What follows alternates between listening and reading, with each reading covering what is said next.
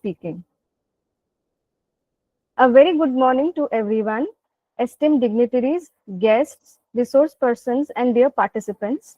At the outset, I, Dr. Smriti Smita Mahapatra, on behalf of Regional Research and Technology Transfer Station, Bhavani Patna, and College of Veterinary Science and Animal Husbandry, Odisha University of Agriculture and Technology, Bhubaneswar, and National Agriculture Development Cooperative Limited, NADCL, Baramulla, UT of Jammu and Kashmir, welcome all of you to the inaugural session of the 21 days national training course on recent technologies of agriculture, horticulture, and livestock-based integrated farming systems for doubling farmers' income, starting from August 5, that is today, to August 25, 2025. We are pleased to have around 150 registered participants for our national training course. Scientists and academicians from various reputed ICR institutes and state agricultural universities have joined us as invited speakers who will be present with us for the next 21 days. As we begin today's program, I invite Dr. Bhavani Shankar Naik sir, the organizing director of the national training course, to deliver the welcome address. Dr. Bhavani Shankar Naik is the Associate Director of Research at the Regional Research and Technology Transfer Station, Bhavani Patna. He completed his BSc Agriculture in 1990, MSc Agriculture in 1993 from OUAT Bhubaneswar, and PhD in Agronomy from Vishwabharati Shantiniketan in 2016. He has 19 years of work experience in OUAT, including extension, research, and teaching. He has been serving as a cotton agronomist at ICAR AICRP on cotton at Bhavani Patna for the last 15 years. He collaborated in the release of 2 cotton varieties from the Bhavani Patna Center. He has also served as an agronomist on On-Farm Research Bhavani Patna under ICAR AICRP on Integrated Farming System Bhubaneswar. During his tenure, he has handled several projects funded by the Central Institute for Cotton Research, Nagpur, ICRISAT, Hyderabad, and RKBY projects of Government of Odisha as principal investigator. He has published research papers and popular articles in national and international journals and participated in radio and TV talks. So let us welcome Dr. Bhavani Shankar Naik sir for the welcome address. Over to you, sir. Thank you, ma'am. Honorable Vice Chancellor of OUT Bhubaneswar, esteemed dignitaries and resource persons, distinguished guests, faculty members, and participants. It is my privilege and honor to extend a warm and heartfelt welcome to all of you to the inaugural session of this 21-day national training course on recent technologies of agriculture, horticulture, and livestock-based integrated farming systems for doubling farmers' income. This 21 days national course is organized by the Odisha University of Agriculture and Technology, Bhubaneswar, in collaboration with the National Agriculture Development Cooperative Limited, NADCL, Baramulla, J&K. This training program comes at a critical juncture of time when the nation is striving to transform its agricultural sector for greater sustainability, productivity, and profitability. The integration of recent advancements in agriculture, horticulture, and livestock systems forms the cornerstone of our collective vision to double farmers' income. We are deeply honored to have among us Professor Prabhat Kumar Rahulji, Honorable Vice Chancellor of OUT Bhubaneswar and Chief Patron of this training course. Sir, we are grateful to you for your constant support and guidance towards organizing this program. I, on my own behalf and on behalf of the organizing committee, welcome you, sir, to this inaugural session of this as chief guest. But sir is unable to join this session due to some urgent works, and we are trying to have him in another sessions. I am also pleased to extend a warm welcome to Professor Niranjan Pandaji, Dean of Research, OUT, and Professor S.K. Pandaji, Dean, College of Veterinary Science and Animal Husbandry, OUT Bhubaneswar. We acknowledge your sincere efforts and encouragements as patron of this program for organizing this event. I, on my own behalf and on behalf of the organizing committee, welcome you, sir, to this inaugural session as guests of honor. We are having with us two eminent personalities as guests of honor, Dr. Rajesh Kumarji, Director, ICAR, Indian Institute of Vegetable Research, IIBR, Varanasi, and Dr. Smita Sirohiji, National Professor, MS Swaminathan Chair, ICAR, National Institute of Agricultural Economics and Policy Research, New Delhi. I, on my own behalf and on behalf of the organizing committee, welcome you, sir and madam, to this inaugural session. I also welcome Dr. Parag Acharya, Scientist, Livestock Production Management, RRTTS Bhavani Patna, and Course Director of this training program. My heartfelt welcome extends to our organizing secretaries, Dr. Subhasri Das, Scientist PBC, ICR AICF Cotton, and Dr. B.B. Sahu, Scientist Horticulture, and Dr. Tapos Panigrahi, Junior Agrometeorologist, RRTTS Bhavani Patna, as Technical Coordinator of this training course. I welcome you all, the participants who have joined this training course from different parts of the country and seek their support and active involvement for this grand success. This training program has the following objectives. Number one, to impart knowledge to the participants on recently developed and appropriate technologies in the field of agriculture, horticulture, and livestock management. To create awareness among the participants about the possibilities of integration of different components of agriculture, horticulture, and livestock in an integrated farming system model for increasing productivity and profitability from an unit area of land for the small and marginal farmers of the country. During this 21 days training course, we will have 34 lectures, which will be delivered to the participants by experts from the field of agriculture, horticulture, and animal husbandry. While selecting the topics, emphasis has been given on recently developed technologies which are easily adaptable by the farmers, environmentally sustainable, and profitable for the small and marginal farmers. The Indian government has set a goal to double farmers' income. That is a target that aims to improve the livelihoods of farmers and address agrarian distress. This initiative recognizes the importance of agriculture, which sustains a large portion of the population and seeks to enhance their income through various means. Doubling farmers' income is a multifaceted challenge that requires a comprehensive approach encompassing technological advancements, policy reforms, market access improvements, and targeted support for vulnerable farmers. In this context, adoption of integrated farming system may go a long way in enhancing the farmer's income. As you know, this integrated farming system is a sustainable agricultural approach that combines different farm components like crops, livestock, aquaculture, and agroforestry, creating a synergistic system where waste from one component becomes an important input for the another.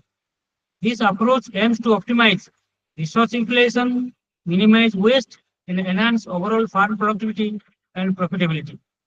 Let me speak something about these principles of integrated farming system. These principles of integrated farming system revolves around recycling of resources, then diversification of the components, let it is cultivation of livestock rearing, cultivation of crops, aquaculture, and agroforestry to diversify income source and reduce risks associated with the monoculture farming. Then it also based on the principle of sustainability by promoting resource recycling and biodiversity. Integrated farming system contributes to more sustainable agricultural practices, reducing reliance on external inputs and minimizing environmental impact. It also is based on the principle of economic viability. That is, IFS can improve farm profitability through increased yields, reduced input costs, that is, cost on fertilizer and feed, and diversified income streams. It also emphasizes social equity, that is, it can empower small and marginal farmers by providing them with more stable and diverse livelihoods, particularly in the resource limited areas. And it has also, this integrated farming system is having some benefits, that is increased productivity as we were discussing, and reduced input costs, that enhance soil health by recycling organic matter through animal manure and crop residues, improves the soil fertility, structure and water retention capacity of the soil.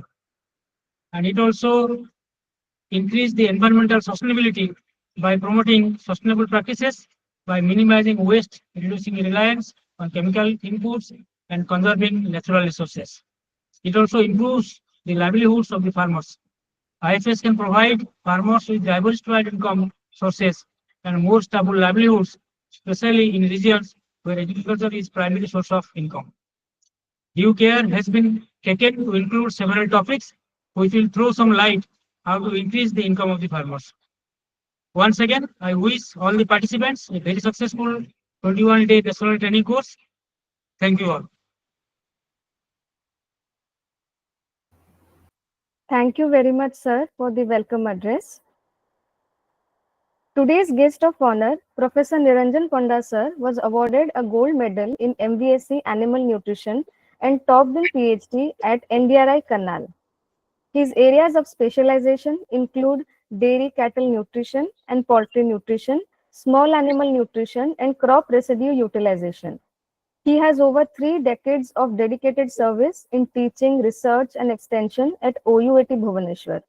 He served as the professor and head of the Department of Animal Nutrition, College of Veterinary Science and Animal Husbandry, Bhubaneswar for 4 years. He has authored 72 research publications in national and international journals, guided 21 students, published 16 book chapters, and presented 21 lead papers at national and international seminars. Additionally, he has published 23 extension papers and delivered more than 34 TV and radio talks.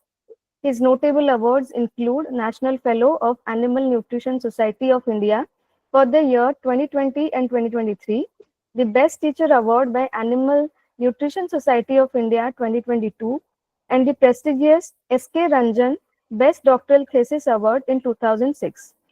He has completed 8 research projects as co-principal investigator under DBT, NAIP, and AICRP projects. He serves as the principal advisor to various projects of the International Livestock Research Institute, ILRI, Nairobi, Kenya. Now, may I invite today's guest of honor, Professor Niranjan Panda sir, Dean of Research, OUAT Bhubaneswar, to address our participants. Please, sir. Thank you, Smriti. Good morning, everybody. Respected Vice Chancellor in absentia, Madam Smita Siroi, Dr. Rajesh Kumar, my dear Associate Director of Research, Dr. B.S. Naik, my student come the course director, course coordinator like Parag Acharya, who is sitting beside me, all the participants and scientists and officials from NADCL. I am very delighted to have this inaugural session.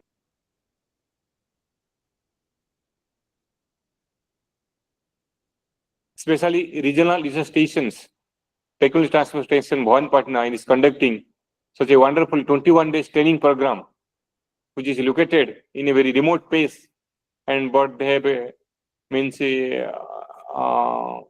conceptualize and thinking a 21-day training program. I salute them for their effort. And especially this topic, whatever that is the topic is assigned actually, that is recent technologies of agriculture, horticulture, and livestock-based integrated farming system for doubling farmers' income. So the topic is very much relevant as far as the doubling of farmer income is concerned. Integrated farming system is a way how we can, this was earlier by virtue of, by default, we are really the integrated farmers. By in 60s and 70s, when the green revolution came, we go for a particular type of crop and lot of fertilizer or whatever for increase the productivity we do. But finally, after this, we are now coming again to integrated farming, where agriculture, horticulture, livestock is a key role for the farmers' income. So this is a very good topic as far as the today's requirement, because more than 75% of the farmers, what Dr. Naik has already told, are landless and marginal farmers. They cannot go for the commercial crop like this anything. So we have to focus them, the small and marginal farmers of the state as well as the country. And they have a diversified ecosystem. Microclimate situation of farmer to farmer is different. So that's why.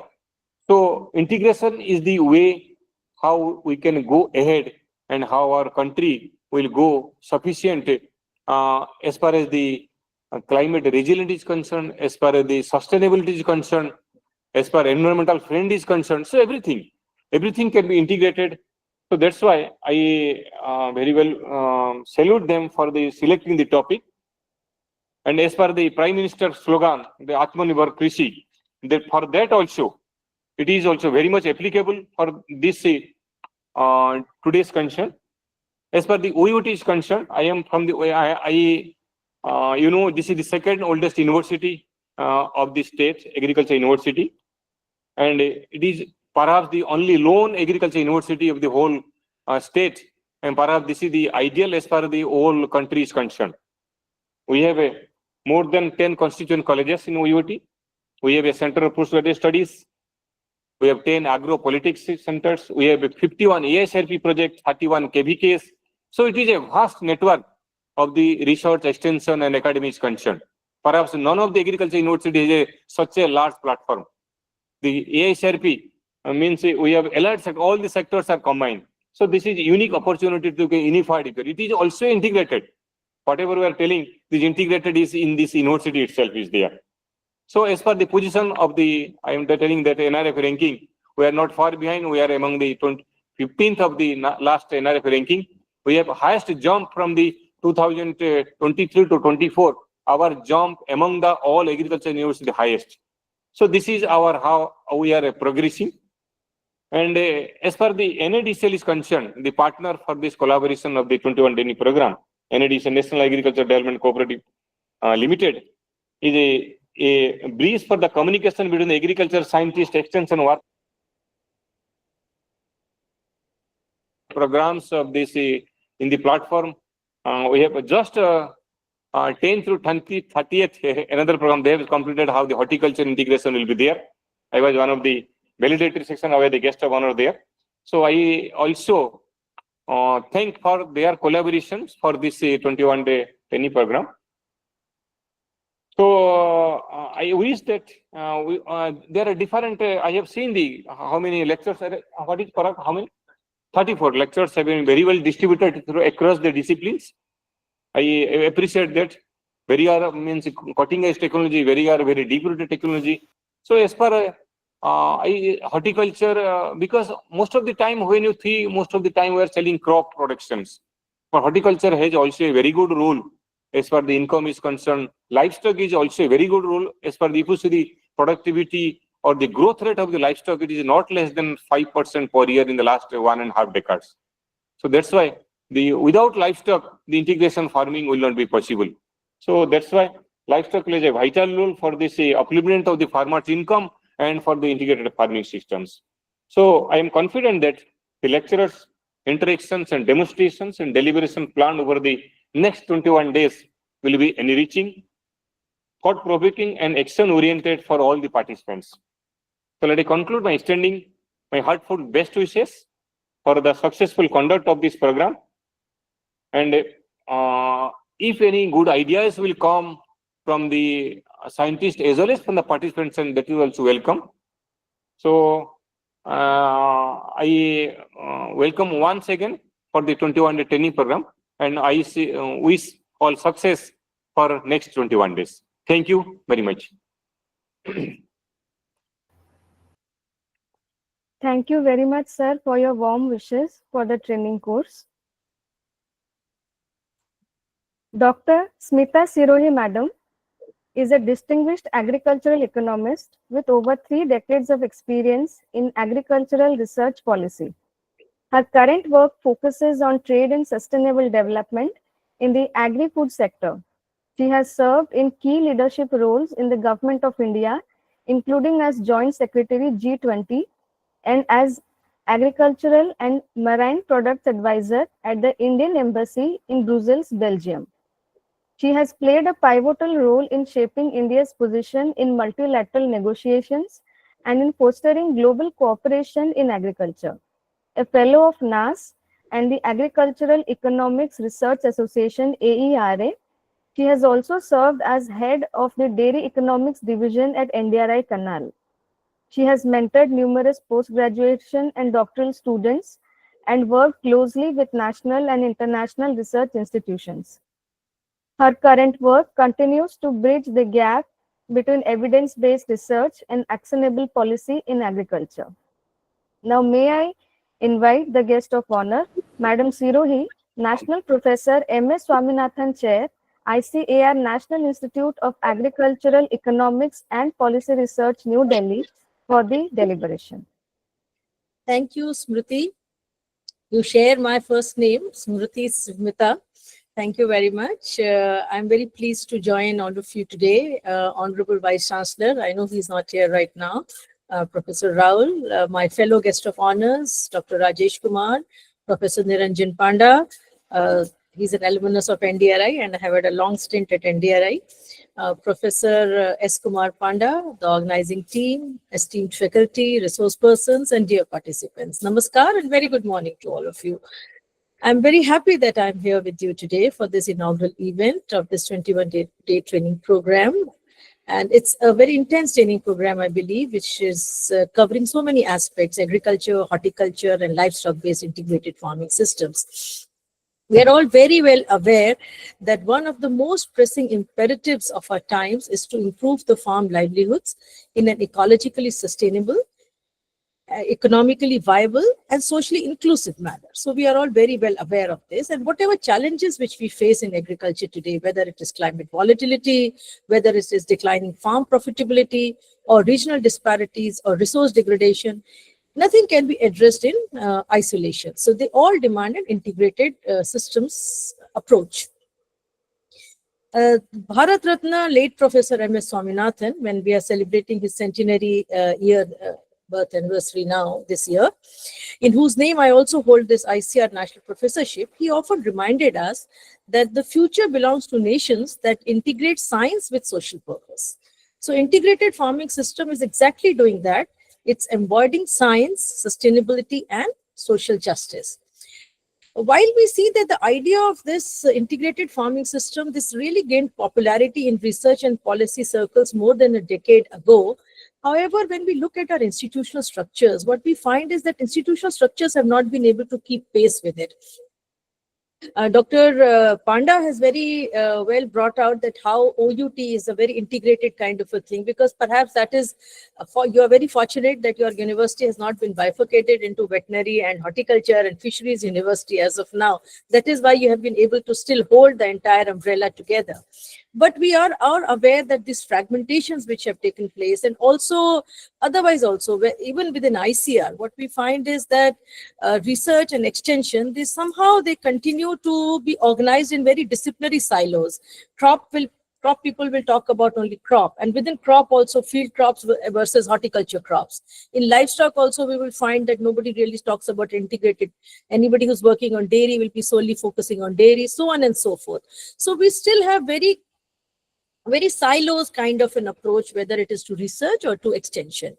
But farmers does not see this. Farmer does not see his farm as a silo. For him, the field, the cow shed, pond, kitchen garden, they are all part of one interconnected system of production, nutrition, risk management, resilience, And integrated farming system approach actually recognizes this reality. And all these details have already been shared by Dr. Nayak. Very eloquently, he brought out that what farming system approach really stands for. So basically, it enables the optimal use of resources, whether it is for soil, it is water, crops, and improving the productivity per unit area, per unit time, per unit output. And also it is facilitating the recycling of residues, waste, creating circularity. All this has already been talked about. However, what I feel is that in the smallholder systems, if we truly want that integrated farming systems should contribute meaningfully to enhancing farmers' income or doubling farmers' income, then scaling really is very critical. Because you see, a smallholder with 1 or 2 dairy animals, a small pond, a few backyard poultry birds, 2-3 seasonal crops, some fruit trees, this kind of a model, it is undoubtedly good for cushioning against risks and food insecurity. But if this model will remain subsistence from the market and income generation perspective, you see, like, who's going to take, how does he sell that small quantity of milk in the market? How does he sell that few eggs in the market? So that becomes a very small, when we look at the market perspective, this becomes a very small kind of an enterprise, and we'll not be able to double farmers' income in this way. So therefore, what is important is scale and aggregation mechanisms. That scale and aggregation mechanisms, they must be built in within our integrated farming system thinking. So rather than just thinking of the farm perspective, if we say that how we scale it up, how we aggregate, and how do we connect these smallholder farmers who are doing these integrated farming systems to the market, then only we will be able to achieve the second part, which is the doubling farmers' income or enhancing farmers' income, which you talk about. So as I'm engaged in agriculture, trade, policy analysis, and institutional development, let me just highlight 3 key areas where integrated farming system, this must evolve. One is, as I said, from models to the mission mode scaling. That is something which is very critical, that these models should not remain confined to research stations or pilot projects. We really need mechanisms either through convergence, through Raftar, or which is the new form of RKVY, or the relevant state schemes. And Orissa government is really doing very well in terms of organizing lots of state schemes around this, to mainstream this into the development programs. So this integrated farming system model should be integrated into the development programs. Second component is very important, which is from moving from gender blind to gender smart systems. We all know that women are very, very important primary managers of livestock as well as backyard enterprises.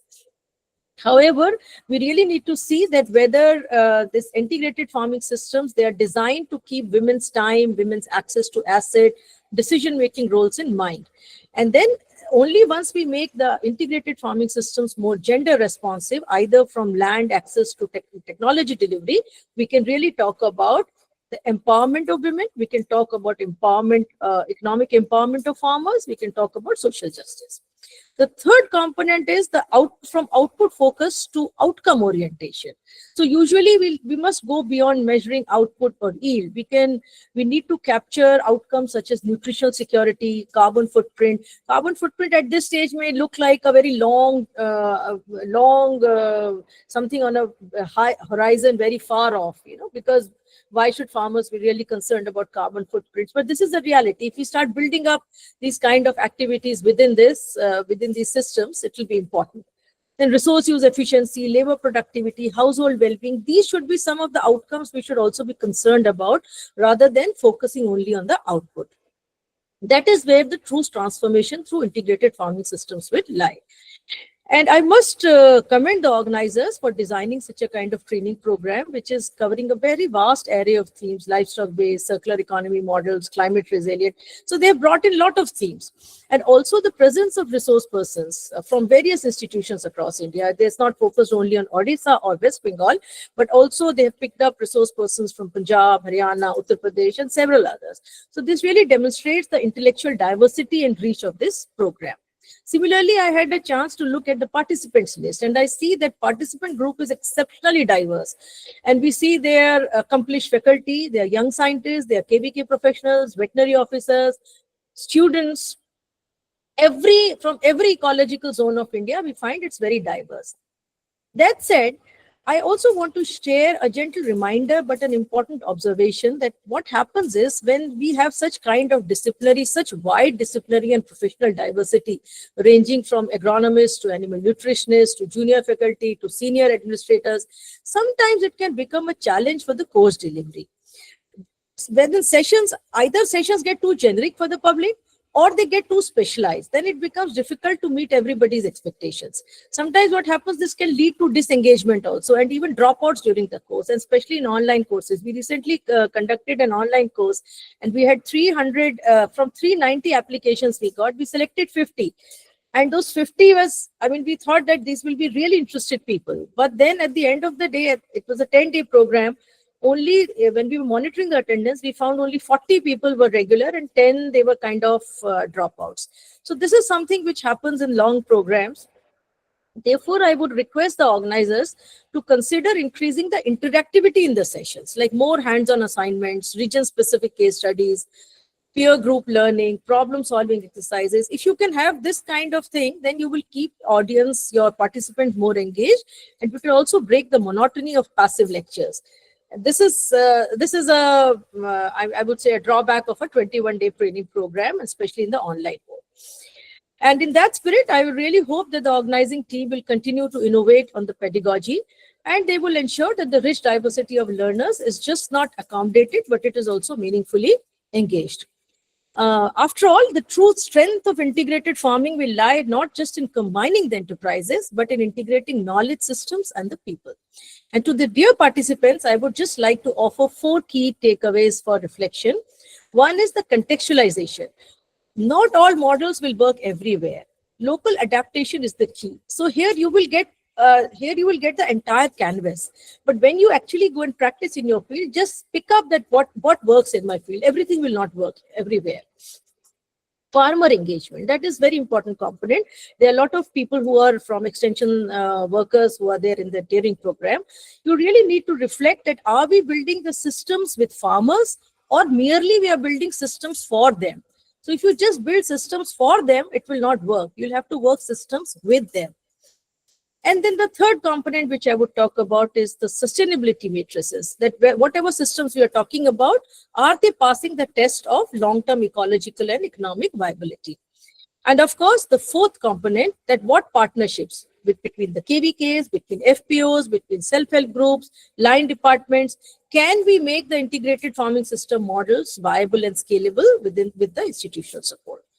So in conclusion, I would just like to say that this training is not really an end. It is just a beginning for the collaborative journey, where you have brought in a lot of scientists, teachers, extension workers, everyone together.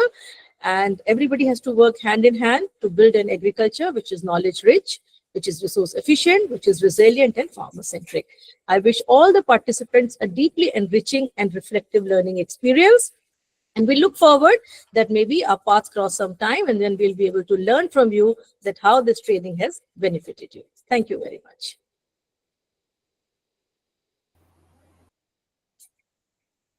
Thank you very much, ma'am, for highlighting the key areas of development.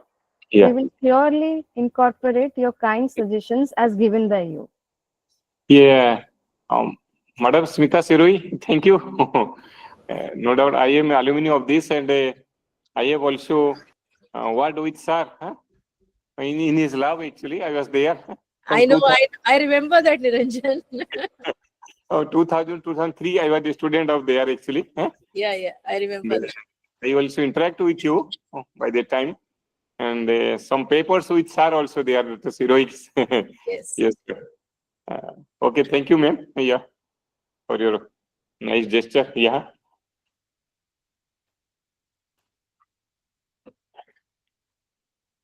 Thank you, sir. Thank you, madam. Now it is the time to listen to our guest of honor, Dr. Rajesh Kumar, sir, Director, ICAR, Indian Institute of Vegetable Research, Varanasi. Dr. Rajesh Kumar, sir, is a fellow of several prestigious academies, including NAS 2024, IAHS 2021, ISVS 2017, and UPAAS 2017. He has been recognized with multiple awards, such as the Best Scientist Award in 2022 by IIVR, Harbhajan Singh Gold Medal Awards in 2015 and 2019, and the Distinguished Scientist Award in 2010. His research contributions include the development of 14 high-yielding vegetable varieties and hybrids, namely 6 tomatoes, 6 chilies, 2 garden pea, and 5 genetic stocks. He has been successfully leading 15 in-house ICR-funded projects and 12 externally funded projects from DBT, SERC, and RKVY and others. Dr. Kumar has published over 70 research papers, 17 books and book chapters, and 81 technical and popular articles. His work has received 1,884 citations with an H index of 26 and an I-10 index of 43, reflecting his impactful contributions to vegetable crop research and its development in India. So we invite you, sir, to address the gathering. Thank you, Dr. Smriti. Am I audible? Yes, sir. Okay, thank you so much. First of all, I extend my heartfelt thanks to the organizers who invited me to share my views as a guest of honor in this 21 days national training course. So, Honorable Vice Chancellor, sir, in absentia, Deans of the colleges, Dr. Panda Sahab, Dr. Suren Panda, Dr. Niranjan Panda, Madam Smriti Sirohiji, organizing directors, organizing secretaries, and my dear participants. The topic of this training program is very wide and very vast. It includes everything related to agriculture, that is recent technologies of agriculture, horticulture, and livestock-based integrated farming systems for doubling farmers' income. So I guess nothing is left, which includes integrated farming system and also for the doubling of farmers' income. Everything can be incorporated in such trainings. Let me take you all to a little back of our country's systems research. This concept of integrated farming system has its roots in traditional agriculture in our country that has been practiced date back thousands of years. Ancient Indian farmers intuitively practiced integrated system by combining crops, livestock, trees, fisheries, and many others to ensure food security, sustainability, and income diversification. Indigenous systems like Barnaja, that is a mixed cropping system in Uttarakhand, Zabo in Nagaland, and home gardens in Kerala or other states are classic examples of early integrated farming system models. During the British colonial period, there was a shift towards monoculture and the commercial crops, which weakened traditional integrated systems. After the independence, the focus turned towards increasing food production, leading to the Green Revolution in 1960s. Although it has improved the food grain availability, the overall reliance of high-yielding varieties, chemical inputs, and intensive irrigation led to the soil degradation, declining biodiversity, environmental issues, and many others. Recognizing the limitations of monoculture, the ICR began promoting integrated farming system in 1980s and 1990s. The aim was to increase productivity, reduce risk, improve sustainability, and enhance rural incomes, especially for the small and marginal farmers. In fact, if you see, Indian agriculture has undergone a remarkable transformation since independence. If we compare from 1950 to today, the net crop area was 131 million hectares, which has now increased to 140 million hectares. Food grain production has seen a significant rise from 51 million tons in 1950 to 314 million tons today. The production of fruits and vegetables has also grown very high from 24 5 million tons in 1950 to more than 335 million tons today. Milk production, if we see, from 17 million tons in 1950 to has soared to 210 million tons, making India the largest milk producer in the world. Egg production has risen dramatically from 1.8 million numbers to 122 billion numbers annually. Similarly, fish production has increased from 0.8 million tons to 14.2 million tons. And spice production has grown from 0.02 million tons to 11 billion tons. These figures reflect India's substantial progress in agriculture and allied sectors, contributing significantly to food security, employment, and rural income growth. Now, if you see the technologies part, agriculture remains the backbone of the Indian economy, providing livelihood to nearly 55% of the population. For a country where the majority of farmers are small and marginal landholders, doubling farmers' income is not just a good goal, but a necessity to ensure rural prosperity, reduce poverty, and strengthen the food security. Most rural households depend on farming for their livelihood. Boosting the agricultural productivity, improving input efficiency, and promoting value addition directly influence the income levels. Agriculture and allied sectors generate large-scale employment, especially for unskilled and semi-skilled rural populations. By increasing the returns from farming, more job opportunities can be created through value chain development and agro-processing. Many agriculture technologies developed and they are fit for integrated farming system, such as precision farming, where we employ all kinds of inputs such as seed, water, fertilizers based on the real-time field requirement and conditions. Tools like GPS, GIS, drones, remote sensor, and other digital agricultural tools have enabled detailed mapping of field variability and guide site-specific interventions. The use of variable rate applications technologies improve the nutrient use efficiency by applying fertilizers only where it is needed. Drones are increasingly used for aerial spraying of pesticides and nutrient solutions, reducing labor and ensuring uniform coverage.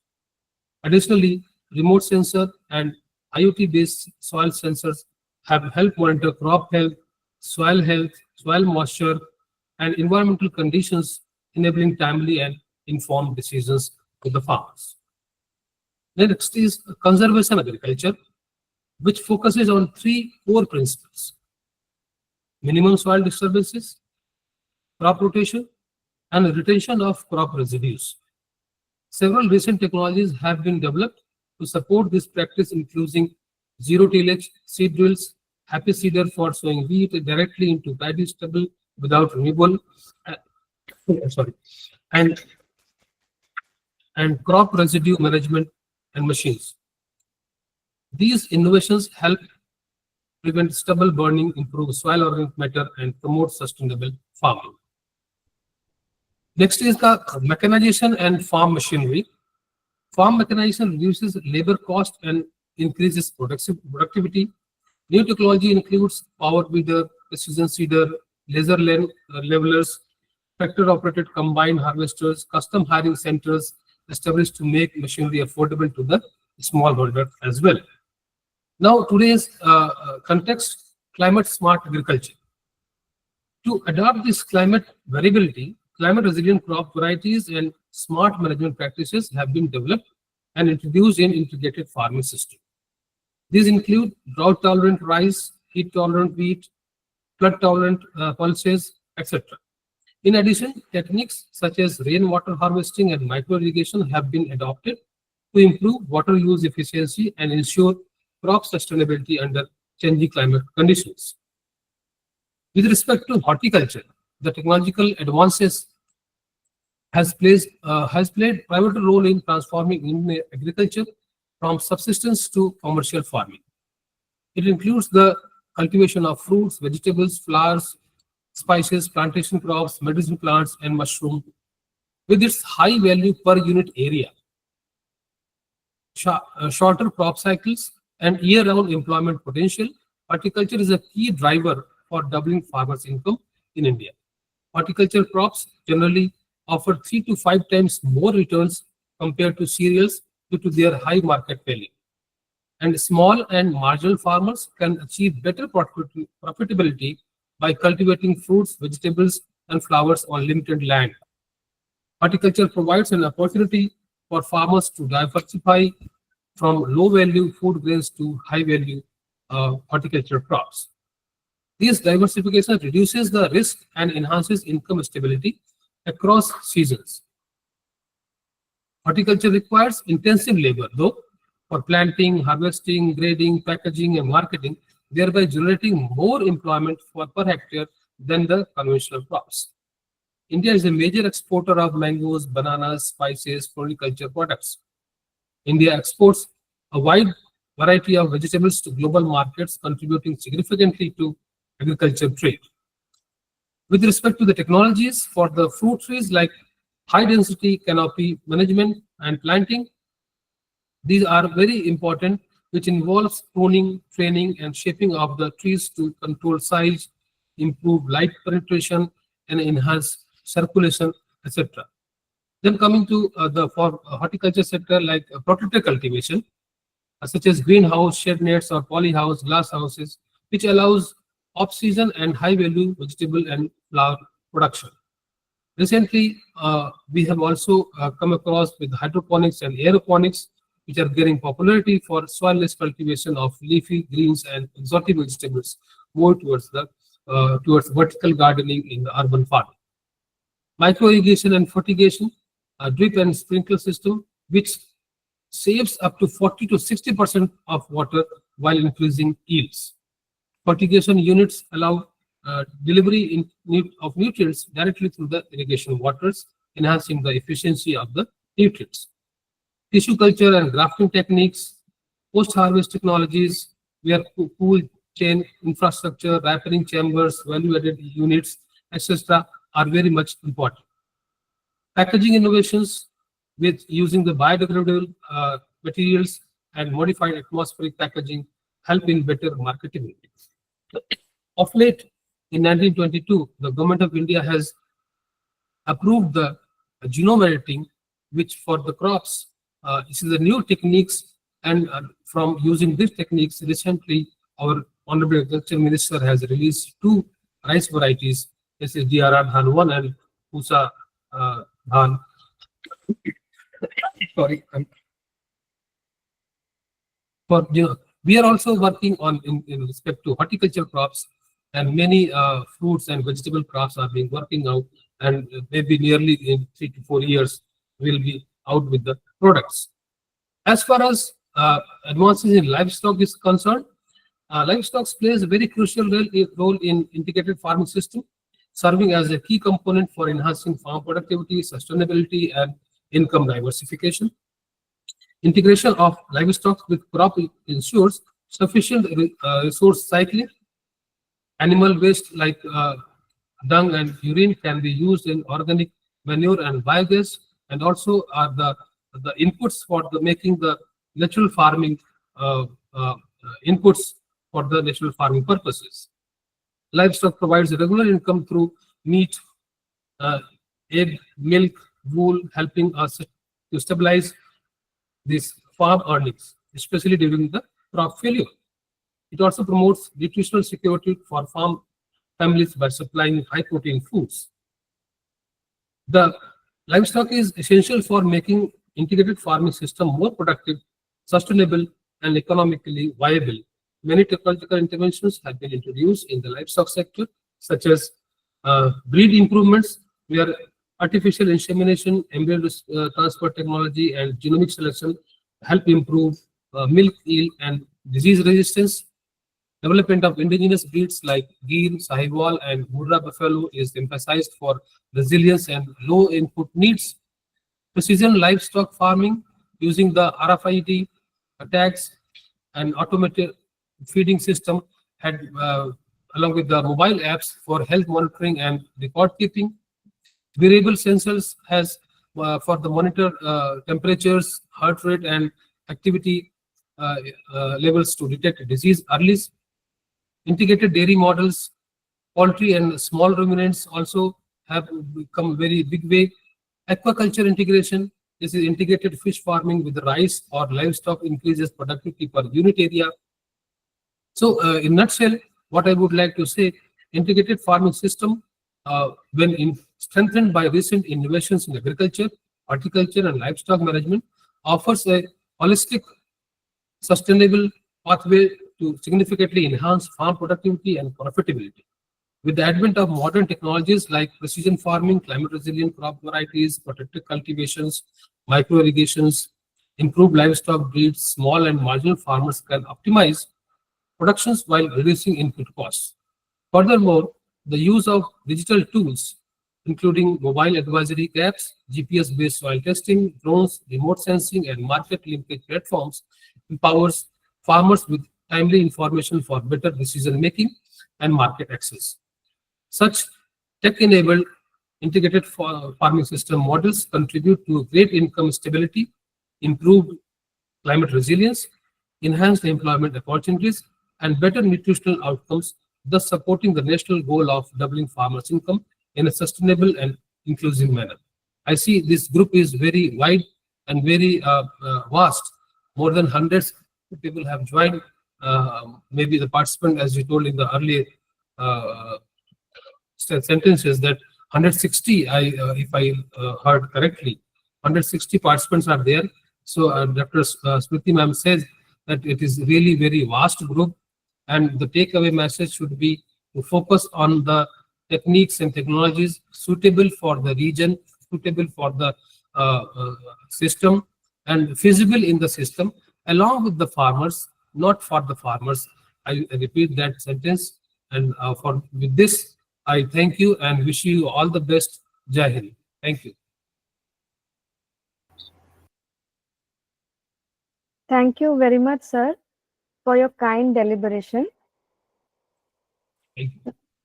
Now, as we come towards the end of the inaugural session, may I invite the course director, Dr. Parag Acharya, scientist, LPM, Regional Research and Technology Transfer Station, Bhavani Patna, OUAT, Odisha, for the vote of thanks. Okay. As we come close to this event of the inaugural session of the training, 21 days training, that is recent technologies of agriculture, horticulture, and livestock-based integrated farming system for doubling farmers' income, it is my privilege and responsibility to extend a heartfelt vote of thanks on behalf of the organizing team. First and foremost, I would like to express our heartfelt gratitude to Professor Prabhat Kumar Raul, Honorable Vice Chancellor of this university. Although Sir could not be present with us today due to other pressing commitments, it is his advisory leadership, continued encouragement, and unwavering support that laid the foundation for organizing this training program. Without his guidance and facilitation, this event could not have been possible. Thank you, sir, in absentia, for your invaluable contribution and steadfast support. I'd also like to sincerely thank Professor Niranjan Panda, sir, Dean of Research, OUAT Bhubaneswar, for his esteemed presence and support. Your encouragement is invaluable to the success of this initiative. Thank you, sir. I also thank Dr. S.K. Panda, Dean, College of Veterinary Science and Animal Husbandry, in his absentia. We are honored to have Dr. Smita Sirohi, ICAR National Professor and MS Swaminathan Chair, with us today. Madam, your insights into agricultural economics and sustainable farm practices offered direction and depth to our discussion. Thank you, ma'am. A special note of appreciation to Dr. Rajesh Kumar, Director of ICAR, Indian Institute of Vegetable Research, Varanasi, for joining with us and sharing his perspective. Your experience will surely enrich this training program. Thank you a lot, sir. I also wish to recognize the tireless efforts of our organizing director, Dr. Bhavani Shankar Naik, ADR, RITTS Bhavani Patna, our organizing secretary, Dr. Bibhuti Bhushan Sahu, and Madam Subhasri Das, and technical coordinator, Dr. Tapas Panig.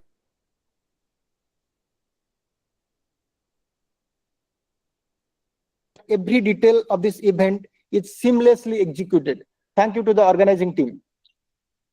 I would like to extend our sincere thanks to Dr. Smriti Smita Mahapatra for her outstanding role as the event coordinator of this training program. Dr. Smriti, you are the alumni of our university, and your deep-rooted connection with university is evident in the passion and commitment you bring to every task. Thank you a lot. Last but not certainly least, a big thanks to all the participants from across the country. We hope this platform will be beneficial for your professional growth and helps contribute meaningfully to the larger goal of doubling farmers' income. Thank you all once again, and I wish you a fruitful and impactful training program ahead. Thank you a lot. Thank you.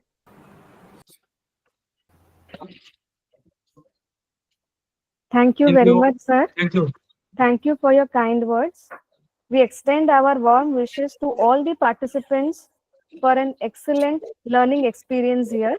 We request your active engagement throughout the training course. Now let us work towards achieving the national goal of doubling the farmers' income through science-based, sustainable and integrated approaches. Thank you, and once again a very warm welcome to each one of you. As the inaugural session of the training course comes to an end, I request all the participants to join at 2:30 p.m. today again for the first lecture of the training course titled Integrated Farming System for Food and Nutritional Security, to be delivered by Professor Alok Kumar Patra, Chief Agronomist, AICRP on Integrated Farming System, Bhubaneswar, OUAT, Odisha. Thank you again, and see you all again at 2:30 p.m. today in the afternoon lecture session. Thank you. Thank you. Thank you. Thank you, everyone. Thank you. Thank you all. We will Yes. conclude this session here. Yeah.